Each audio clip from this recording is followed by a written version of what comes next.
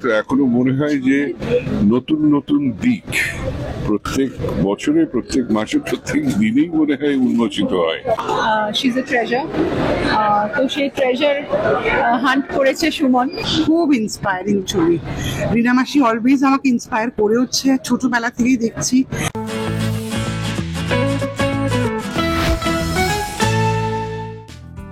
একসময় পরিচালকের আসনে, আর এবার খোদ তাকে ঘিরেই পরমা।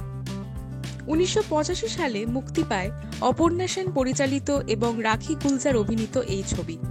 এবার নতুন রূপে মুক্তির অপেক্ষায় পরমা, আ জার্নি উইথ অপর্ণা সেন।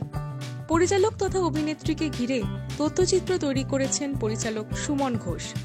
তথ্যচিত্রের স্ক্রিনিংয়ে স্বামী কল্যাণ রায়কে নিয়ে হাজির হয়েছিলেন অপর্ণা সেন। তবে তার জার্নিকে কেন্দ্র করে বড় পর্দায় তথ্যচিত্র মুক্তি পেলেও বাস্তব জীবনে অপর্ণা সেন যে একেবারেই আত্মপ্রচার বিমুখ তা অকপটই স্বীকার করে নিয়েছেন পরিচালকের স্বামী। আমার নতুন করে বলার কিছু নেই, তবে আমি একটি জিনিস বলছি, এই 32 বছর হয়ে গেল আমাদের বিয়ে হয়েছে, কিন্তু এখনো মনে হয় যে নতুন নতুন দিক প্রত্যেক বছরে, প্রত্যেক মাসে, প্রত্যেক দিনেই মনে হয় উন্মোচিত হয়। কেননা রিনা এক জায়গায় দাঁড়িয়ে তো থাকে না, সবসময় নতুন বই আবিষ্কার করা, নতুন ছবি আবিষ্কার করা। আমরা 100 Years of Solitude, যেটা আমাদের ভীষণ প্রিয় উপন্যাস, হয়তো এই শতাব্দীর শ্রেষ্ঠ উপন্যাস, সেটা ছবি হয়েছে। কেমন হবে সেটা নিয়ে আমাদের ভীষণ সাসপেন্স। এখন আমরা দেখে উঠতে পারিনি, ভয় পাচ্ছি দেখতে কেমন লাগে দুজনের। এইভাবেই চলতে থাকে আমাদের জীবন। কিন্তু এই যে ছবিটা হয়েছে, একটা জিনিস বলছি, উনি কিন্তু আত্মপ্রচার বিমুখ, এই ব্যাপারে কোনো ঠিক নেই। কোনো রাজনৈতিক ব্যাপারে হলে যেভাবেই হোক উনি নেমে পড়েন যদি শরীরে দেয়। আমাদের তো শরীরটাও আর আগের মতো নেই, আমরা এখন 80-র কোঠায়, এখনো পৌঁছয়নি, এখনো 2 বছর দেরি আছে, অনেকদিন। আমরা দিদি ডিরেকশন দেখেছি এবং বিভিন্ন চরিত্র প্লে করতে দেখেছি। এমন কোনো চরিত্র আপনি চান যে উনি সেই চরিত্র প্লে করেন, এমন কোনো ক্যারেক্টার রয়েছে? হ্যাঁ, এখন আবার নতুন করে সমাপ্তির মৃন্ময়ী তো হওয়া একটু মুশকিল, তাই না? মৃন্ময়ী ঠাকুমা। আচ্ছা, নিজের জীবনকে ঘিরে আবর্তিত তথ্যচিত্র দেখে কি প্রতিক্রিয়া হলো স্বয়ং পরমার? কি বলছেন অন্যান্য তারকারা?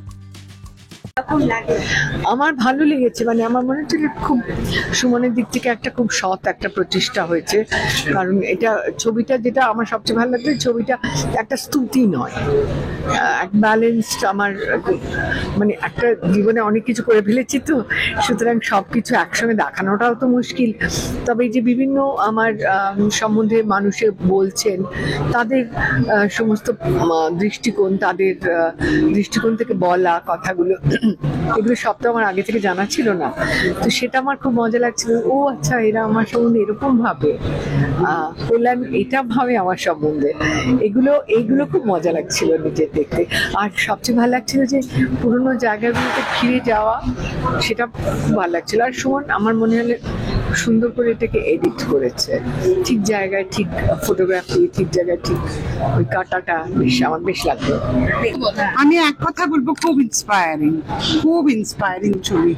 রিনা মাসি অলওয়েজ আমাকে ইন্সপায়ার করে হচ্ছে, ছোটবেলা থেকেই দেখছি।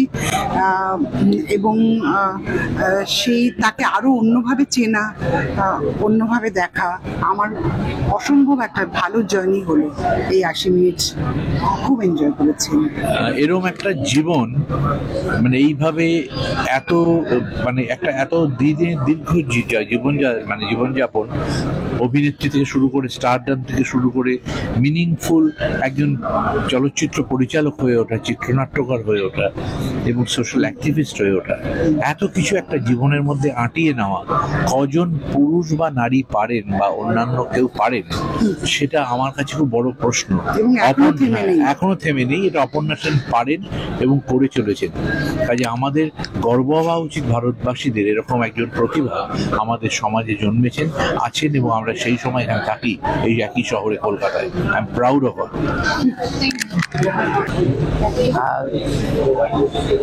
ভীষণ কিউরিয়াসিটি থাকে একটা ডকুমেন্টারি, মানে অনেক রকম চিন্তা নিয়ে আসা, মানে একটা ডকুমেন্টারির মধ্যে কি কি থাকতে পারে আমরা তো সবকিছু জানি না তার জীবনের বিষয়, তো অনেক কৌতূহল নিয়ে আসা। তো দেখা যাক, দেখে বেরিয়ে আরো অনেক কিছু বলতে পারবো, যে অনেক কিছু অজানা জানতে পারবো আশা করছি। ওনার সাথে যেহেতু আমি নিজে অনেকগুলো কাজ করেছি, তাই জানি যে আমাদের সবার জন্য উনি একজন সম্পদ, শি ইজ এ ট্রেজার। তো সেই ট্রেজার হান্ট করেছে সুমন।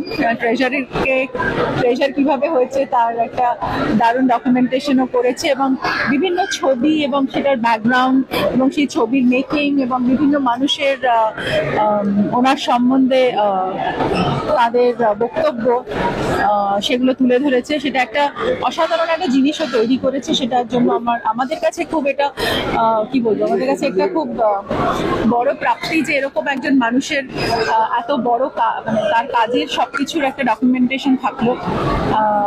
এবং আমি এটা ওয়াশিংটন ডিসিতেও ছবিটা একবার দেখেছিলাম, কারণ সেখানে ওটা মনোনীত হয়েছিল DSAFF ফেস্টিভ্যালে। তো আই এম ভেরি হ্যাপি। ওনার কাজ আরো নিশ্চয়ই উনি আরো কাজ করবেন, তার ডকুমেন্টেশনও হবে। দেখো, এটা আমার কৃতিত্ব না, এটা অপর্ণা সেনের ছবির কৃতিত্ব, ওই যে শর্টস গুলো, এবং তার জন্য এই ছবিটাতে রিলিজ করছে বড় স্ক্রিনে। সেটাই একটা রিজন ছিল যে আমার মনে হয় যে এটা ভিজুয়ালি খুব অ্যাট্রাকটিভ একটা সিনেমা হবে, এখানে অপর্ণা সেনের সব ছবির আমরা ঝলক দেখতে পারবো। এবং হ্যাঁ, তো ওই যে প্রশ্নটা করলে সেটার ক্রেডিট অপর্ণা সেনের আমার মনে হয় হওয়া উচিত। সেই সময়কার অপর্ণাদি এবং এখনকার মধ্যে কি তফাৎ দেখতে পেয়েছো?